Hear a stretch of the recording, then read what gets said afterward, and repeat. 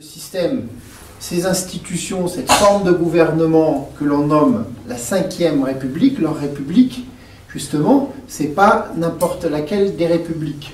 C'est la cinquième. C'est que elle se place dans une lignée, dans une longue série de républiques, puisque c'est la cinquième. C'est succession de la quatrième, de la troisième, de la deuxième et de la première République, c'est-à-dire celle qui s'est imposée après le grand bouleversement qu'a constitué la révolution bourgeoise de 1789, que l'on appelle à tort la Révolution française, puisqu'elle était anti-française et anti-naturelle.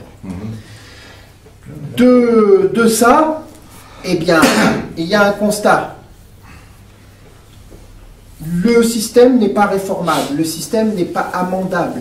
Alors certains nous disent, et c'est le discours aujourd'hui du néo-Front National, avec à sa tête la Le Pen, et tous ces républicains, ces nouveaux venus à l'intérieur du Front National, qui nous disent qu'il faut revenir à l'origine du système, c'est-à-dire au principe fondateur de la République, l'égalité, la fraternité, la choucroute, la merguez. Tous ces principes, enfin ces faux principes sont que on ne peut rétablir la France, et avec la France dans son cadre de civilisation européenne, qu'à travers une révolution nationale. Révolution au sens étymologique du mot, c'est-à-dire en imposant un ordre nouveau, et national, parce qu'aujourd'hui le système n'est plus au service des Français, n'est plus au service de la communauté nationale, il n'est plus au service du peuple, au regard, dans son acceptation historique, hein, c'est-à-dire de ceux qui nous ont précédés, du peuple des vivants aujourd'hui, et de ceux qui nous succédaient. Nous voulons des institutions qui soient au service de la communauté nationale. C'est pour ça que cette révolution est nationale.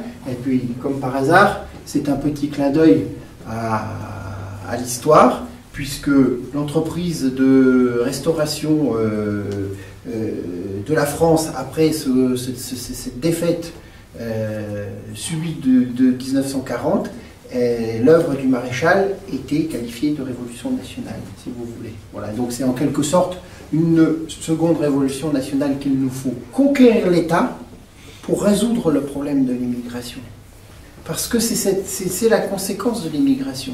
Donc si on veut résoudre ce problème de l'islam, il faut résoudre le problème de l'immigration. Pour résoudre le problème de l'immigration, ça ne se fera pas avec un pied de cochon, une tête de cochon balancée sur un terrain où on va construire une mosquée ou sur une mosquée. Donc ça, c'est une réaction qu'on comprend très bien, une réaction première, je dirais, où on s'appuie sur nos traditions dans les campagnes du cochon, mais ça ne suffit pas.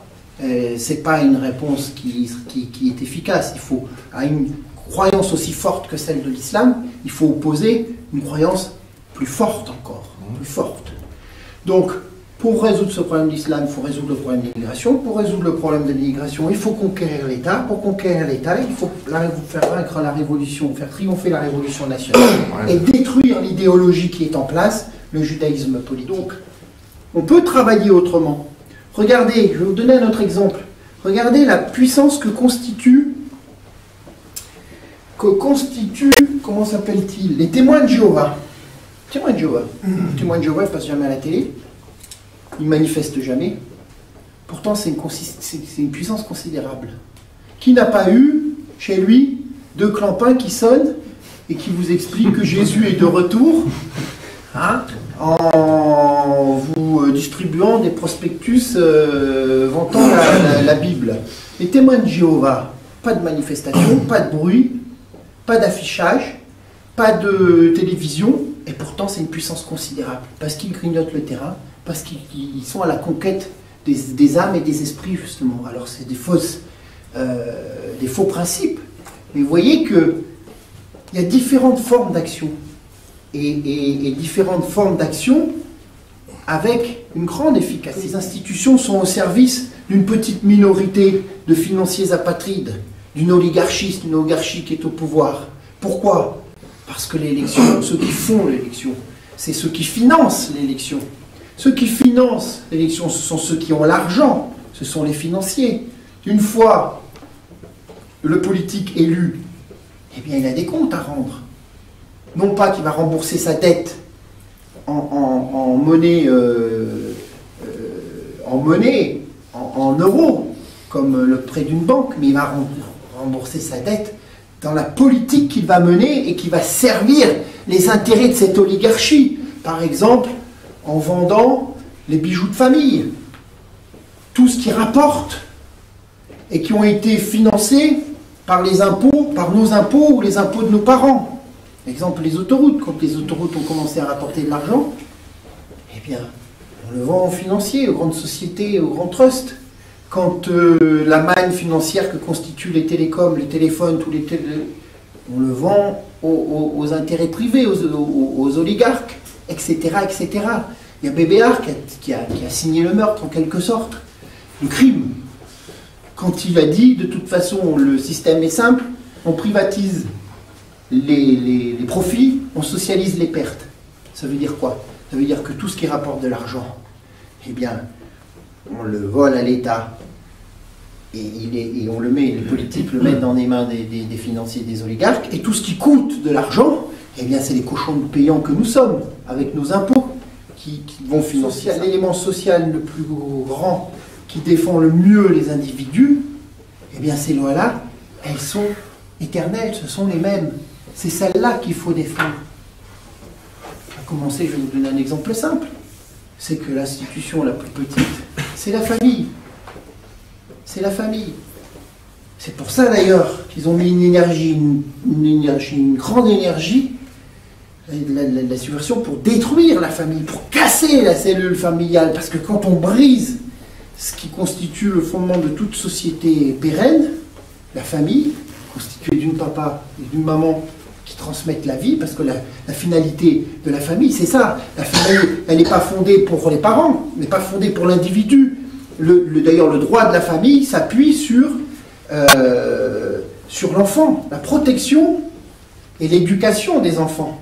Le droit de la famille, c'est ça. C'est pas le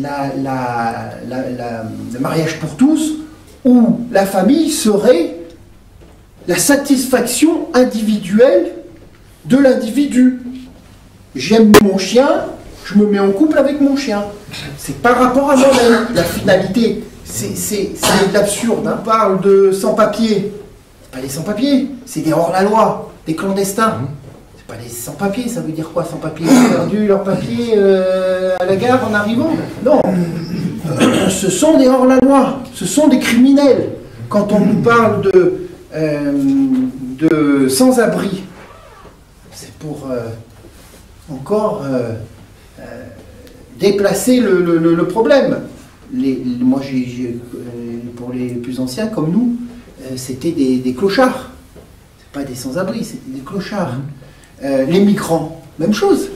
Le statut de migrant, ça voudrait dire que le migrant, c'est quelqu'un qui a vocation, qui vient de on ne sait où, et qui a vocation à s'installer chez nous. C'est ça le migrant. Non. Ce sont des immigrés qui viennent d'un pays étranger. Ce sont des Syriens, ce sont des Égyptiens, ce sont des Kenyans, ce sont, etc., des Afghans, etc. Du vocabulaire. Refuser le vocabulaire de l'adversaire. Imposer notre vocabulaire. On impose notre vocabulaire, on impose nos principes. On impose notre pensée. On gagne un esprit. C'est très important. Très, très important. L'exclusion du fondateur et du père du président du Front National. Avec l'exclusion de Jean-Marie Le Pen, au moins tout était clair. Les ambiguïtés sont levées. Ce que nous disions, nous, c'est-à-dire que la Le Pen, ça fait longtemps qu'elle a rallié le système. Vous la connaissez, on a beaucoup ici été au Front National. Qu'elle est en main des lobbies. Marine Le Pen, quand le 11 septembre a lieu, c'est une des premières à survoler en hélicoptère les ruines fumantes du World Trade Center. C'est-à-dire qu'elle est en main des conservateurs américains. À peine élue au Parlement européen, elle s'inscrit quoi? Elle s'inscrit où? Elle s'inscrit au groupe des amitiés euro-israéliens. Elle était avec Gobert, par exemple, dans le groupe des amis d'Israël au Parlement européen, avant même qu'elle soit présidente du Front National. On la connaissait. Elle a toujours pris position contre la famille, elle a toujours pris position pour l'avortement. Quand elle a dit que ceux qui étaient pour le maréchal et pour le catholicisme à l'intérieur du Front National pendant la campagne n'avaient qu'à foutre le camp, c'est à quoi beaucoup ont répondu, eh ben, si c'est comme ça, je m'en vais, et ont rendu leur carte. On signale que la patrie, c'est la terre des pères. La patrie, c'est la terre des pères. Comment peut-on prétendre défendre la patrie quand on rejette son père comme elle l'a fait? C'est pas possible. C'est pas possible. Et c'est tout ce qui nous oppose et nous différencie à ces gens-là. À ces gens-là. 2015, pour ça, ça a levé les ambiguïtés. Parce que cette année va être difficile. C'est une année de combat. Nos idées progressent. La société française est balayée par, et européenne, la société française et européenne sont balayées par des vents qui nous sont favorables. Les lignes de force vont du mondialisme au nationalisme, et c'est pour ça qu'il y a une répression terrible. Et c'est pour ça qu'il faut s'adapter à la situation de cet état d'urgence et que les coûts du système vont redoubler.